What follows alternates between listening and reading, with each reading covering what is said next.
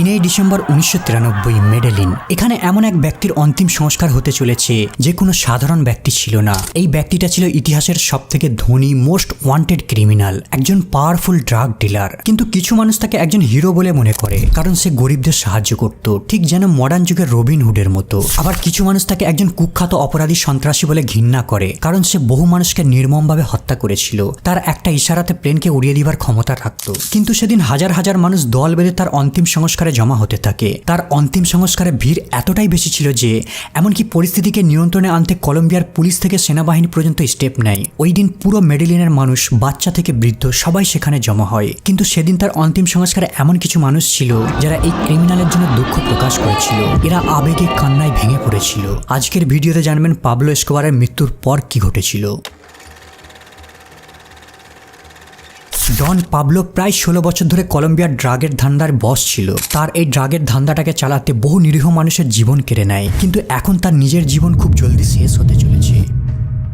কলম্বিয়ার আর্মি থেকে শুরু করে আমেরিকান সরকার, তার কার্টেল প্রতিদ্বন্দ্বী, এমনকি যেসব ব্যক্তিদের সে হত্যা করেছিল তাদের পরিবাররাও পাবলোকে ধরার জন্য খোঁজা শুরু করে দেয়। কিন্তু এখন প্রবলেম হলো এই মোস্ট ওয়ান্টেড ব্যক্তিটা কোথায় লুকিয়ে রয়েছে তার লোকেশন কেউ জানে না। তবে সিআইএ অলরেডি তার ফ্যামিলির উপর কড়া নজর রেখেছে। তারা কেবল পাবলোর সামান্য একটা ভুলের অপেক্ষায় ওত পেতে রয়েছে। এদিকে প্রায় 16 মাস ধরে পাবলো কেবল একটাই রুল ফলো করে চলেছে, সে কখনো 3 মিনিটের বেশি ফোনে কথা বলবে না, সেম লোকেশনে দ্বিতীয়বার কল করবে না, আর তার পরিবারকে ভুলেও সে কল করবে না। কিন্তু 2 ডিসেম্বর 1993 সালে সে তার জীবনের সবথেকে বড় আর শেষ ভুলটা করে ফেলে। আসলে পাবলো বহুদিন ধরে লুকিয়ে থাকার কারণে সে একাকিত্বে ভুগছিল। সে তার পরিবারকে খুব মিস করেছিল।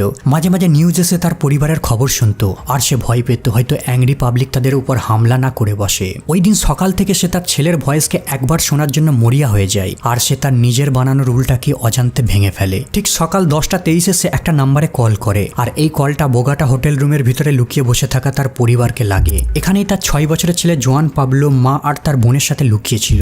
যখন সে তার ছেলের ভয়েসটা শোনে, সে এতটাই আবেগের মধ্যে পড়ে গিয়েছিল যে সে তার বানানো রুলটাই ভুলে যায়, আর 3 থেকে 5-10 মিনিটের উপর সে তার সন্তানের সাথে কথা বলতে থাকে। কিন্তু এদিকে পাবলো জানে না যে তার কলকে সিআইএ রেকর্ড করে যাচ্ছে, আর তারা দ্রুত পাবলোর লোকেশনকে ট্র্যাক করে ফেলে। পাবলো লুকিয়ে রয়েছে মেডেলিনের একটি গ্রামে, বারিও লস অলিভাসে। ইনফরমেশন পাওয়া মাত্রই কলম্বিয়ান আর্মি আর আমেরিকান স্পেশাল ফোর্স চতুর্দিক থেকে তাকে ঘেরাও করে ফেলে। প্রায় কয়েক মিনিট ধরে গান ফাইট করার পর ফাইনালি পাবলোকে তারা শুট করে দেয়। 3:15 পাবলো এসকোবারের লস অ্যালিভাসের একটি টালির ছাদের উপর শেষ সমাপ্তি ঘটে। পৃথিবীর সবথেকে ওয়ান্টেড ম্যান, সবথেকে ধনী ক্রিমিনালকে গুলি করে ঝাঁঝরা করে দেওয়া হয়। পাবলোর মৃত্যুর পরেই কলম্বিয়ার রেডিওতে আর্মিরা উল্লাস করতে থাকে, আমরা পাবলোকে পৃথিবী থেকে মুছে দিয়েছি।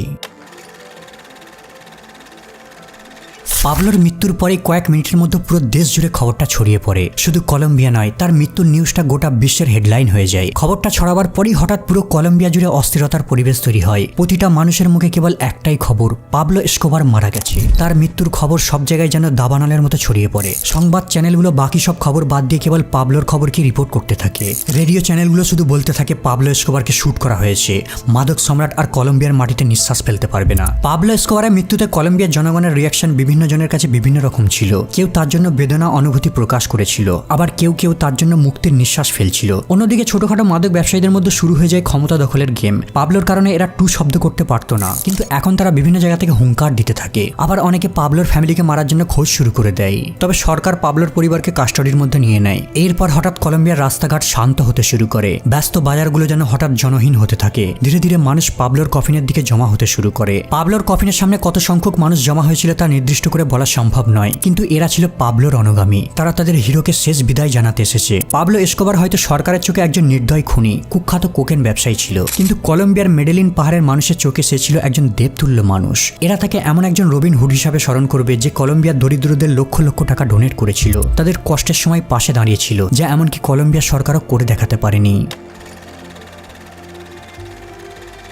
পাবলোর অন্তিম সংস্কারে কয়েক হাজার মানুষ ভিড় করে। এদের মধ্যে ছিল পাবলোর বন্ধু, তার কিছু ফ্যামিলি। কেউ কেউ তাদের হিরোকে হারানোর জন্য শোকাহত, আবার কেউ কেউ খুব খুশি হয়েছিল যে পাবলো আর কাউকে ভয় দেখিয়ে ক্রাইম চালাতে পারবে না। যারা পাবলোর ফলোয়ার ছিল এরা চিৎকার করে কাঁদতে থাকে। কেউ কেউ তার কফিনকে খোলার চেষ্টা করতে থাকে। এদের মধ্যে কেউ কেউ আবার অজ্ঞান হয়ে যায়, আবার কেউ কফিনের উপর ঝাঁপ দিয়ে পড়ে, যেন তারা তাদের নিজের বাবাকে হারিয়ে ফেলেছে। কিছু কিছু পাবলোর অনুগামী তাদের টি-শার্টে পাবলোর ছবি নিয়ে সেখানে ভিড় করে। আবার কিছুজন সাইনবোর্ড ধরে দাঁড়িয়ে থাকে, পাবলো তুমি সবসময় আমাদের মাঝে বেঁচে থাকবে। ওই দিন ভিড় এতটাই বেশি ছিল যে পাবলোর কফিনকে দেখার জন্য কিছু ব্যক্তি গাছের মাথায় উঠে পড়ে। এমনকি হাজারো কলম্বিয়ান ফোর্স দিয়েও ভিড়কে নিয়ন্ত্রণ করা যাচ্ছিল না। রিপোর্ট অনুযায়ী প্রেসারের কারণে পাবলোর ফ্যামিলি গাড়ি থেকে নামতে পারেনি। প্লাস তারা ভয় পাচ্ছিল যদি সেখানে তারা নামে তাহলে সাংবাদিকরা তাদের ঘিরে ধরবে, হয়তো তার বাবার শত্রুরা তাদের উপর অ্যাটাক করতে পারে। এই কারণে তারা ভয়ের দুঃখ থেকেই পালিয়ে যায়। এমনকি ভিড়ের কারণে পুরোহিতরাও ঠিকভাবে প্রার্থনা সম্পূর্ণ করতে পারেনি। মানুষ তার কফিনের উপর ফুল ছড়াতে থাকে যেন এটা কোনো পবিত্র অবজেক্ট। দৃশ্যটা দেখে মনে হবে যেন এটা কোনো ক্রিমিনালের মৃত্যু হয়নি, বরং একজন বীর নায়কের মৃত্যু হয়েছে। পাবলোর অন্তিম সংস্কারের পর সব থেকে বেশি চাপে পড়েছিল তার পরিবার।